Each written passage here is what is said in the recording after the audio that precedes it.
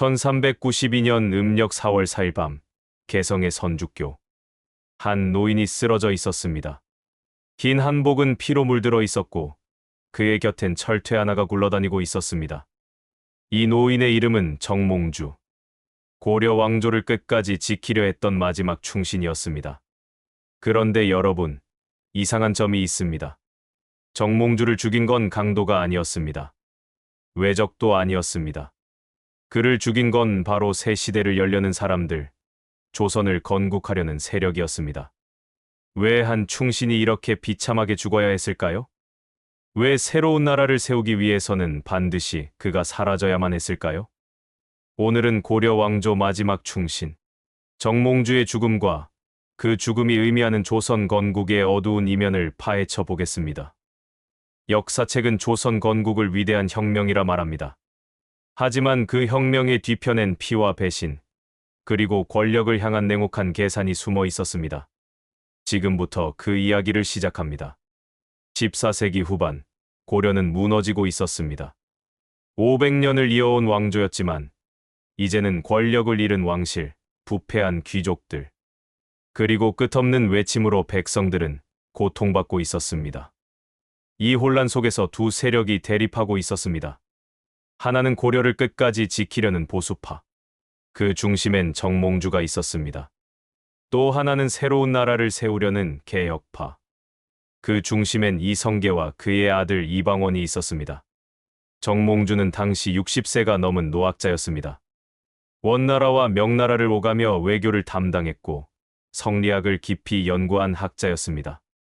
무엇보다 그는 고려 왕조에 대한 충성심이 뼛속까지 박힌 사람이었습니다. 반대편엔 이성계가 있었습니다. 위화도 회군으로 실권을 장악한 무신이었죠. 하지만 이성계는 아직 왕이 되겠다는 야심을 드러내지 않고 있었습니다. 그는 신중한 사람이었으니까요. 그러나 그의 아들 이방원은 달랐습니다. 이방원은 젊고 야심찼으며 무엇보다 냉철했습니다. 그는 아버지가 왕이 되어야 한다고 확신했고 그 길을 막는 모든 장애물을 제거할 준비가 되어 있었습니다. 그리고 그 장애물 중 가장 큰 존재가 바로 정몽주였습니다. 정몽주가 살아있는 한 고려 왕조는 끝나지 않을 것이었습니다. 그가 죽지 않는 한 조선은 세워질 수 없었습니다. 이방원은 알고 있었습니다. 이 노학자를 제거하지 않으면 자신들의 계획은 물거품이 될 것이라는 걸. 권력을 향한 야심과 충성을 향한 신념, 이 두 가지가 충돌하는 순간이 다가오고 있었습니다. 위화도 회군 이후 이성계는 고려의 실권을 장악했습니다. 하지만 이성계에겐 고민이 있었습니다. 자신이 왕이 되어야 할까? 아니면 고려 왕조를 지켜야 할까? 이성계는 무신이었지만 명분을 중요시하는 사람이었습니다. 그는 역성혁명, 즉 왕조를 바꾸는 일이 얼마나 위험한지 알고 있었습니다. 반면 이방원은 생각이 달랐습니다. 어느 날 이방원은 아버지에게 말했습니다. 아버님, 고려는 이미 끝났습니다. 새로운 나라를 세워야 합니다. 이성계는 고개를 저었습니다. 아니다. 나는 고려의 신하다. 어떻게 왕조를 배신할 수 있겠느냐? 이방원은 답답했습니다. 아버지는 너무 신중했습니다. 하지만 이방원은 알고 있었습니다. 권력을 잡았다면 끝까지 가야 한다는 것을. 중도에 멈추면 모든 것을 잃는다는 것을. 그리고 그 길을 가장 크게 막고 있는 사람이 바로 정몽주였습니다. 정몽주는 조정에서 여전히 큰 영향력을 가지고 있었습니다. 그는 성리학의 대가였고 많은 신하들이 그를 존경했습니다. 무엇보다 그는 왕에 대한 충성을 강조하는 사람이었습니다. 정몽주는 공개적으로 이성계를 비판하진 않았습니다. 하지만 그는 은밀하게 움직이고 있었습니다. 고려 왕조를 지키기 위한 세력을 모으고 있었죠. 이방원은 정몽주의 움직임을 주시하고 있었습니다. 그는 알고 있었습니다. 정몽주가 완전히 힘을 모으기 전에 제거해야 한다는 것을. 1392년 초, 이성계가 낙마 사고로 크게 다쳤습니다. 이건 우연이 아니었습니다. 정몽주 세력이 배후에 있다는 소문이 돌았습니다. 이성계를 제거하려는 시도였다는 거죠. 이방원은 분노했습니다. 하지만 그는 감정을 드러내지 않았습니다. 대신 그는 냉정하게 계산했습니다. 아버지가 다친 지금 정몽주가 움직일 것이다. 이성계 세력을 완전히 무너뜨리려 할 것이다. 그 전에 먼저 움직여야 한다. 이방원은 계획을 세우기 시작했습니다. 한편 정몽주도 움직이고 있었습니다. 그는 이성계가 다친 지금이 기회라고 생각했습니다. 이성계 세력을 제거하고 고려 왕조를 지킬 마지막 기회라고 믿었죠. 두 세력의 충돌은 피할 수 없는 상황이 되었습니다. 문제는 누가 먼저 움직이느냐였습니다. 이성계는 병상에 누워 있었습니다. 낙마 사고로 인한 부상은 생각보다 심각했습니다. 이방원은 아버지의 병상을 지키며 밖의 상황을 예의주시했습니다. 정몽주가 움직이고 있다는 보고가 계속 들어왔습니다. 정몽주는 조정회의에서 이성계 세력을 몰아내자는 주장을 펼치기 시작했습니다. 그는 이성계가 역적이며 지금이 그를 제거할 기회라고 말했습니다. 많은 신하들이 동요했습니다. 정몽주의 말에는 힘이 있었습니다. 그는 학자로서의 권위와 도덕적 명분을 모두 가지고 있었으니까요. 이방원은 초조했습니다. 아버지는 아직 회복되지 않았고 정몽주의 세력은 점점 강해지고 있었습니다. 어느 날 밤, 이방원은 측근들을 불렀습니다. 정몽주를 제거해야 합니다. 측근들은 놀랐습니다. 정몽주는 조정의 원로였고 많은 이들이 존경하는 인물이었습니다. 그를 제거한다는 건 엄청난 위험을 감수하는 일이었습니다. 하지만 공자님, 정몽주 대감은 백성들의 존경을 받는 분입니다. 그를 죽이면 우리가 역적이 될 수 있습니다. 이방원은 차갑게 대답했습니다. 그를 살려두면 우리 모두가 죽습니다. 선택의 여지가 없습니다. 이방원은 이미 결심한 상태였습니다. 정몽주를 제거하는 것 외에는 다른 방법이 없다고 판단했습니다. 하지만 어떻게 할 것인가? 정몽주를 공개적으로 죽일 수는 없었습니다. 그러면 여론이 돌아설 것이고 이성계 세력은 역적으로 낙인 찍힐 것입니다. 이방원은 다른 방법을 생각했습니다. 은밀하게, 그리고 확실하게. 그는 정몽주를 자신의 집으로 초대하기로 했습니다. 회유하는 척하면서 마지막 기회를 주는 것처럼 보이게 하려는 것이었습니다. 1392년 음력 4월 4일, 이방원은 정몽주에게 사람을 보냈습니다. 정 대감님, 제가 대감님과 이야기를 나누고 싶습니다. 오늘 밤 제 집으로 오시겠습니까? 정몽주는 고민했습니다. 이방원의 초대를 받아들여야 할까? 그곳은 위험할 수도 있었습니다. 하지만 정몽주는 자신의 명분에 확신이 있었습니다. 그는 충신이었고 자신은 옳은 일을 하고 있다고 믿었습니다. 이방원이 무슨 수를 쓰더라도 자신의 신념은 꺾이지 않을 것이라고 생각했죠. 정몽주는 결정했습니다. 이방원을 만나겠다고. 어쩌면 마지막으로 그를 설득할 수 있을지도 모른다고 생각했습니다. 이성계 세력을 포기하고 고려 왕조를 지키는 편에 서도록 말입니다. 그날 밤, 정몽주는 이방원의 집으로 향했습니다. 두 사람은 마주 앉았습니다. 분위기는 긴장감으로 가득했습니다. 이방원이 먼저 말을 꺼냈습니다. 정 대감님, 대감께서는 고려에 충성하십니다. 저도 그 마음을 이해합니다. 하지만 고려는 이미 끝났습니다. 새로운 시대가 필요합니다. 정몽주는 단호하게 대답했습니다. 나는 고려의 신하로 태어났고 고려의 신하로 죽을 것이오. 그대들이 새 나라를 세운다 해도 나는 절대 따르지 않을 것이오. 이방원은 잠시 침묵했습니다. 그는 정몽주의 눈을 바라봤습니다. 그 눈엔 흔들림이 없었습니다. 이방원은 깨달았습니다. 이 사람은 절대 굽히지 않을 것이라고. 회유는 불가능하다고. 대화는 평행선을 달렸습니다. 결국 정몽주는 자리에서 일어났습니다. 더 이상 할 말이 없소. 나는 돌아가겠소. 정몽주는 이방원의 집을 나섰습니다. 그리고 선주교를 향해 걸어갔습니다. 그는 몰랐습니다. 자신의 뒤를 누군가가 따라오고 있다는 것을. 정몽주는 선주교를 건너고 있었습니다. 밤은 깊었고 주변은 고요했습니다. 달빛만이 다리를 희미하게 비추고 있었습니다. 그때였습니다. 뒤에서 발소리가 들렸습니다. 정몽주는 뒤를 돌아보려 했습니다. 하지만 그보다 빠르게 철퇴가 그의 머리를 내리쳤습니다. 한 번, 두 번, 세 번. 정몽주는 그 자리에 쓰러졌습니다. 긴 한복은 순식간에 피로 물들었습니다. 그를 습격한 사람은 조영규였습니다. 이방원의 측근이었죠. 조영규는 명령을 받았습니다. 정몽주를 제거하라고. 은밀하게, 그리고 확실하게. 정몽주는 마지막 숨을 몰아쉬며 하늘을 바라봤습니다. 그의 입에서 피가 흘러나왔습니다. 그는 생각했습니다. 내가 지키려던 고려는 이제 끝이구나. 하지만 나는 끝까지 충신으로 남았다. 정몽주는 그렇게 죽었습니다. 고려 왕조의 마지막 충신이 선주교 위에서 숨을 거둔 것입니다. 이방원은 그 소식을 들었습니다. 그는 아무 표정도 짓지 않았습니다. 그저 고개를 끄덕였을 뿐입니다. 이제 길이 열렸다. 하지만 여기서 한 가지 의문이 생깁니다. 정말 이방원만의 결정이었을까요? 아버지 이성계는 정말 몰랐을까요? 역사 기록을 보면 이성계는 정몽주의 죽음을 몰랐다고 되어 있습니다. 아들 이방원이 독단적으로 저지른 일이라고 하죠. 하지만 정말 그럴까요? 이성계는 당시 고려의 실권자였습니다. 그의 허락 없이 이방원이 그런 중대한 결정을 내렸을까요? 일부 학자들은 다르게 해석합니다. 이성계는 알고 있었다고. 다만 자신의 손에 피를 묻히고 싶지 않았을 뿐이라고.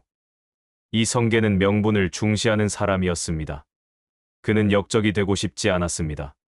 하지만 동시에 왕이 되고 싶었습니다. 그래서 아들 이방원이 더러운 일을 하도록 내버려 뒀을지도 모릅니다. 자신은 모른 척하면서요.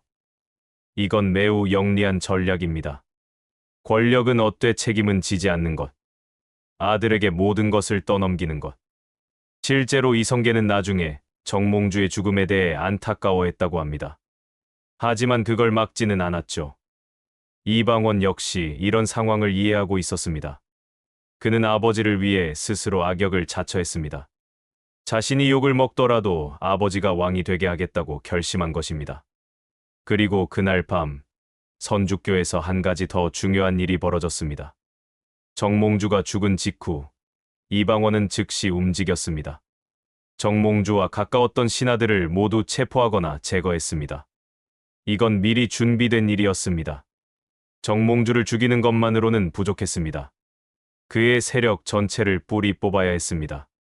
그날 밤, 개성에서는 수십 명의 신하들이 죽거나 유배되었습니다. 이방원은 단 하룻밤 만에 정몽주 세력을 완전히 무너뜨렸습니다. 이건 우연이 아니었습니다. 철저히 계획된 숙청이었습니다. 정몽주의 죽음은 단순한 암살이 아니었습니다. 그건 쿠데타였고 권력 장악을 위한 계획된 학살이었습니다. 역사책은 이방원을 조선 건국의 숨은 공신이라고 말합니다.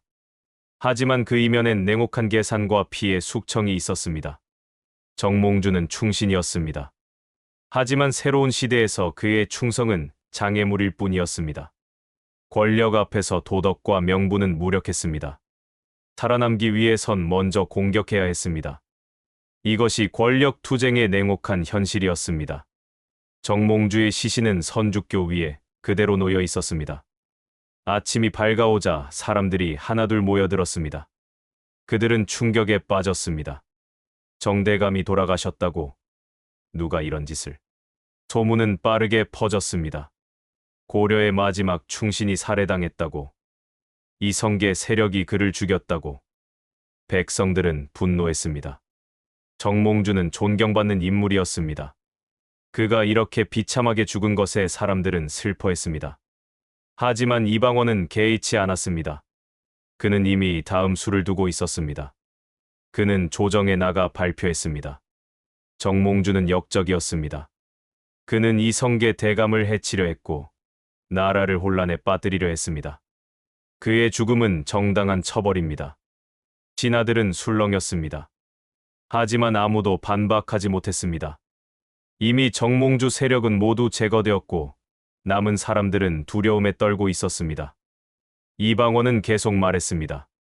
고려는 이미 끝났습니다. 새로운 시대가 필요합니다. 이성계 대감이야말로 진정한 지도자입니다. 이건 선전포고였습니다.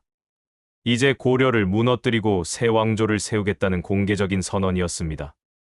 이성계는 여전히 병상에 누워 있었습니다. 그는 정몽주의 죽음 소식을 듣고 복잡한 표정을 지었다고 합니다. 정몽주는 중신이었는데, 하지만 그는 이방원을 막지 않았습니다. 이미 돌이킬 수 없는 강을 건넜다는 걸 알고 있었습니다. 그리고 2달 뒤 1392년 7월 이성계는 왕위에 올랐습니다.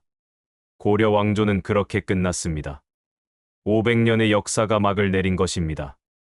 새로운 왕조, 조선이 시작되었습니다. 하지만 그 시작은 피로 얼룩져 있었습니다. 정몽주의 피, 그리고 그와 함께 숙청된 수많은 사람들의 피가 조선 건국의 토대가 된 것입니다. 이방원은 아버지가 왕이 되는 걸 지켜봤습니다. 그는 만족스러웠습니다. 자신의 계획이 성공한 것입니다.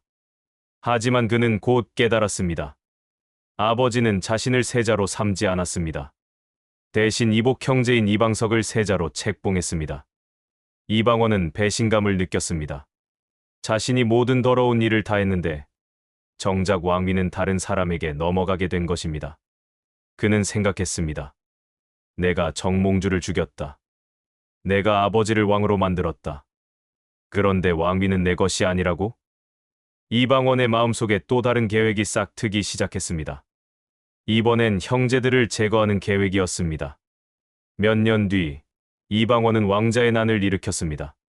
그는 이복 형제들을 모두 죽이고 결국 왕위에 올랐습니다. 조선의 세 번째 왕, 태종이 된 것입니다. 권력을 향한 그의 야망은 끝이 없었습니다.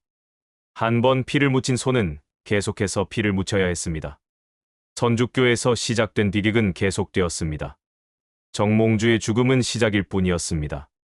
조선 건국은 화려했지만 그 이면은 배신과 사륙으로 가득했습니다. 이성계는 왕이 되었지만 아들들의 권력 다툼을 막지 못했습니다. 그는 결국 왕위에서 물러나 쓸쓸한 말년을 보냈습니다. 이방원은 왕이 되었지만 평생 형제들을 죽인 죄책감에 시달렸다고 합니다. 그는 강력한 왕이었지만 행복하지는 않았습니다. 정몽주는 죽었지만 그의 이름은 역사의 길이 남았습니다. 충신의 상징으로, 절개의 표상으로. 그런데 여러분, 여기서 질문 하나를 던져봅니다. 누가 옳았을까요? 정몽주일까요? 이방원일까요? 정몽주는 충성을 지켰습니다. 하지만 그의 충성은 이미 무너진 왕조를 향한 것이었습니다. 이방원은 새로운 시대를 열었습니다. 하지만 그 과정에서 수많은 사람들을 희생시켰습니다. 역사는 승자의 기록입니다.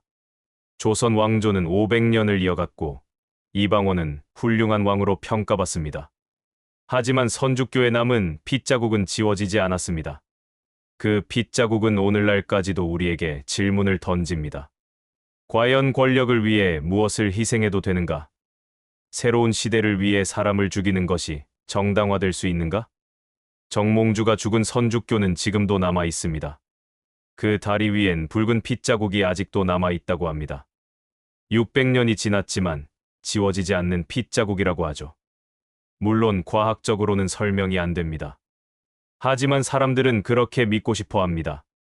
정몽주의 충성이 그만큼 강렬했다고, 그의 희생이 그만큼 비극적이었다고. 선주교 옆에는 대나무가 자라고 있습니다. 전설에 따르면 정몽주의 피가 스며든 자리에서 대나무가 자랐다고 합니다. 그래서 이 다리를 선주교, 즉 대나무 다리라고 부르게 되었다는 거죠. 대나무는 곱게 자랍니다. 바람에 휘어지지만 부러지지 않습니다. 마치 정몽주의 절개와 같다고 사람들은 말했습니다. 역사의 아이러니는 여기서 끝나지 않습니다. 이방원은 정몽주를 죽이고 왕이 되었습니다.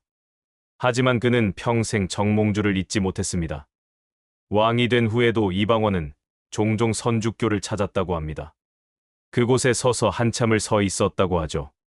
그가 무슨 생각을 했을까요? 후회했을까요? 아니면 자신의 선택이 옳았다고 다시 한번 확인하려 했을까요? 알 수 없습니다.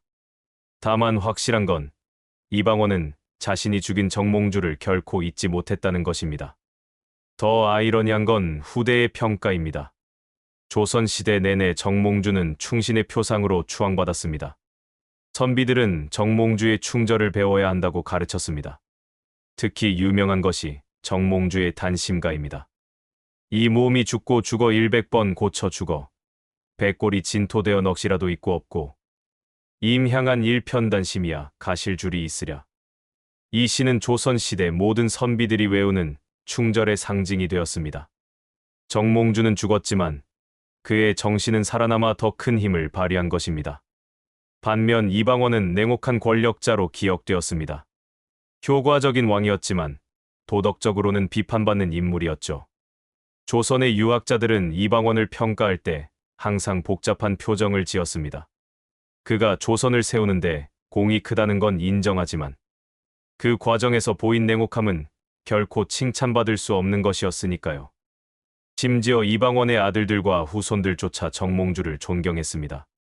그들은 정몽주의 사당에 참배했고 그의 절개를 기렸습니다. 이것이 역사의 가장 큰 아이러니입니다. 정몽주를 죽여서 세운 왕조가 정몽주를 가장 높이 기리게 된 것입니다. 결국 권력을 얻은 사람보다 명분을 지킨 사람이 더 오래 기억되는 것입니다. 이방원은 왕위를 얻었지만 정몽주는 역사에서 더 빛나는 이름으로 남았습니다. 조선 후기 정조 임금은 정몽주를 문묘에 배양했습니다.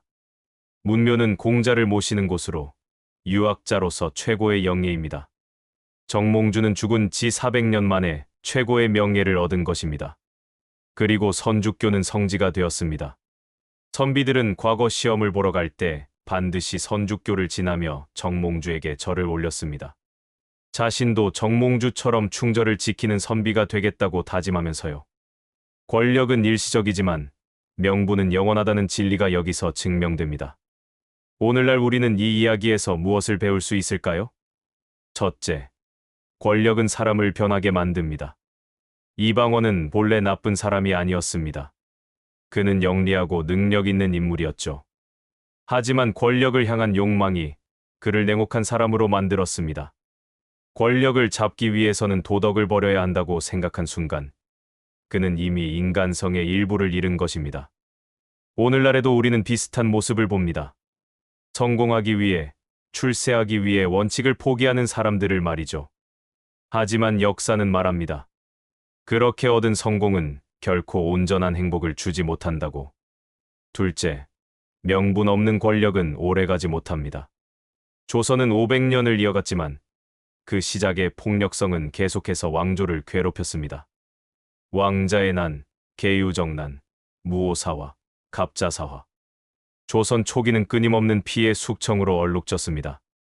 이건 우연이 아닙니다. 폭력으로 시작한 왕조는 폭력의 굴레에서 벗어나기 어려웠던 것입니다. 한 번 피를 묻힌 손은 계속해서 피를 묻히게 됩니다.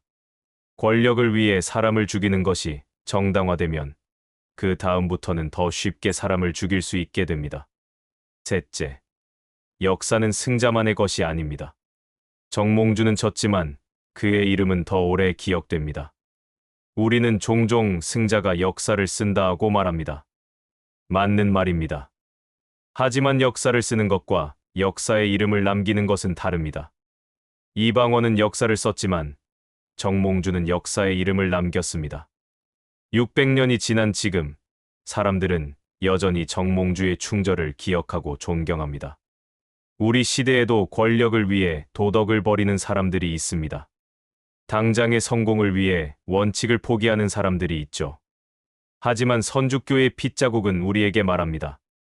권력은 일시적이지만 명분은 영원하다고. 당신이 어떻게 살았는지, 어떤 가치를 지켰는지가 결국 당신이 역사에 어떻게 기억될지를 결정합니다. 정몽주는 졌습니다. 하지만 그는 자신의 신념을 지켰고, 그래서 영원히 기억되고 있습니다. 여러분은 어떤 선택을 하시겠습니까? 당장의 권력을 택하시겠습니까? 아니면 영원한 명분을 택하시겠습니까? 오늘 우리는 정몽주의 비극적인 죽음과 조선 건국의 어두운 이면을 살펴봤습니다. 1392년 그날 밤, 선주교에서 벌어진 일은 단순한 암살이 아니었습니다. 그건 한 시대의 끝이자 새로운 시대의 시작이었습니다. 정몽주는 죽었지만 그의 정신은 살아남았습니다. 선죽교의 핏자국처럼 그의 충절은 지워지지 않고 역사에 남았습니다. 여러분은 어떻게 생각하시나요? 정몽주와 이방원, 누가 옳았을까요? 역사에는 정답이 없습니다. 다만 우리가 선택할 수 있을 뿐입니다. 권력을 택할 것인가, 명분을 택할 것인가. 구독과 좋아요 부탁드립니다. 감사합니다.